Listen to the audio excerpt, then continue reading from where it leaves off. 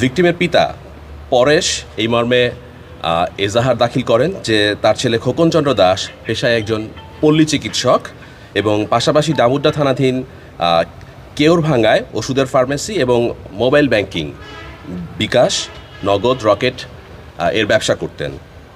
গত 31/12/2025 তারিখ রাত আনুমানিক 2100 ঘটিকায় ভিকটিম ব্যবসা প্রতিষ্ঠান বন্ধ করে ব্যবসার নগদ টাকা একটি ব্যাগের মধ্যে নিয়ে কেউরভাঙ্গা থেকে সিএনজি যোগে নিজ বাড়ির কাছাকাছি তিলয় ব্যাপারী মসজিদের সামনে এসে সিএনজি থেকে নেমে পায়ে হেঁটে বাড়ির সামনে পৌঁছালে সেখানে আগে থেকে ওত পেতে থাকা আসামি সোহাগ খান, পিতা বাবুল খান, সাং তিলই ৩ নং ওয়ার্ড, ২ নম্বর আসামি রাব্বি মোল্লা, পিতা শামসুদ্দিন মোল্লা, সাং আতলাকুড়ি ওয়ার্ড নাম্বার ২ সাং আদর্শগ্রাম এবং ৩ নম্বর পলাশ, পিতা শহীদ সরকার, বর্তমান সাং আদর্শগ্রাম, সর্বত থানা ডামুড্ডা, জেলা শরীয়তপুর, ধারালো চাকুসহ অন্যান্য দেশীয় অস্ত্রশস্ত্র সহ নিয়ে ভিকটিমের পথ আটকিয়ে ভয় দেখিয়ে টাকার ব্যাগ ছিনিয়ে নেয় এবং এলোপাতাড়ি ছুরিকাঘাত ও গুরুতর রক্তাক্ত জখম করে। এক পর্যায়ে ভিকটিম আসামিদের চিনে ফেলায় আসামিরা হত্যার উদ্দেশ্যে ভিকটিমের গায়ে পেট্রোল ঢেলে আগুন ধরিয়ে দেয়। ভিকটিম তার জীবন রক্ষার্থে পাশের ডোবায় পানিতে ঝাঁপিয়ে পড়ে এবং এ সময় আশপাশের লোকজন বের হয়ে আসলে আসামিরা পালিয়ে যায়।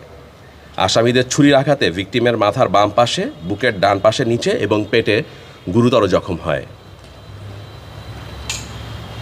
পেট্রোলের আগুনে হাত, মুখমণ্ডল ও শরীরের বিভিন্ন অংশ ঝলসে যায়। অবস্থা আশঙ্কাজনক হওয়ায় তাকে চিকিৎসার জন্য শরীয়তপুর সদর হাসপাতালে নিয়ে যায়। ভিকটিমের শারীরিক অবস্থা গুরুতর আশঙ্কা বিবেচনায় ডাক্তার উন্নত চিকিৎসার জন্য ঢাকা মেডিকেল কলেজে প্রেরণ করেন। উল্লেখিত ঘটনায় শরীয়তপুর জেলার ডামুড্ডা থানায় দস্যুতা এবং হত্যা চেষ্টা মামলা রুজু হয়। পরবর্তীতে গতকাল সকাল 08:00 ঘটিকায় ঢাকা মেডিকেল কলেজে চিকিৎসাধীন অবস্থায় ভিকটিম মৃত্যুবরণ করেন। সুপ্রিয় সাংবাদিকবৃন্দ, চাঞ্চল্যকর এই মামলাটির গুরুত্ব বিবেচনা নিয়ে র্যাব ৮ বরিশাল মামলাটির রহস্য উদ্ঘাটন এবং ঘটনায় জড়িত আসামিদের গ্রেফতারের লক্ষ্যে ছায়াতদন্ত শুরু করে। আসামিরা পালানোর সব ধরনের চেষ্টা করা সত্ত্বেও তাদের পালানোর রুট এবং সম্ভাব্য সকল কৌশল নিখুঁতভাবে বিশ্লেষণ করে অভিযুক্তদের অবস্থান শনাক্ত করা হয়। এরই ধারাবাহিকতায় গোপন সংবাদের ভিত্তিতে র্যাব ৮ বরিশাল এবং র্যাব ১৪ কিশোরগঞ্জের যৌথ আভিযানিক দল আজ আনুমানিক রাত 01:00 ঘটিকায় পূর্ব পৈলনপুর, বাজিতপুর, কিশোরগঞ্জ এলাকা হতে উক্ত ঘটনায় জড়িত আসামিদের গ্রেফতার করে। গ্রেফতারকৃত আসামিগণ উক্ত ঘটনার সাথে জড়িত বলে প্রাথমিকভাবে স্বীকার করেছে। আইনানুগ প্রক্রিয়া শেষে আসামিদের সংশ্লিষ্ট থানায় হস্তান্তরের কার্যক্রম প্রক্রিয়াধীন রয়েছে। র্যাব সবসময় সাধারণ মানুষের জানমাল রক্ষায় এবং সন্ত্রাসীদের দমনে প্রতিশ্রুতিবদ্ধ।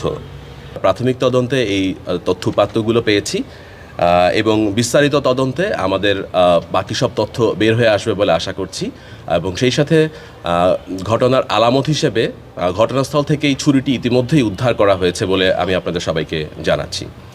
আমরা প্রাথমিক তদন্তে যেটা জানতে পেরেছি যে তাদের টাকা ছিনতাই বা এরকম একটা ইন্টেনশন কাজ করছিল, বাকিটা আমরা হয়তো বিস্তারিত তদন্তে বের হয়ে আসবে।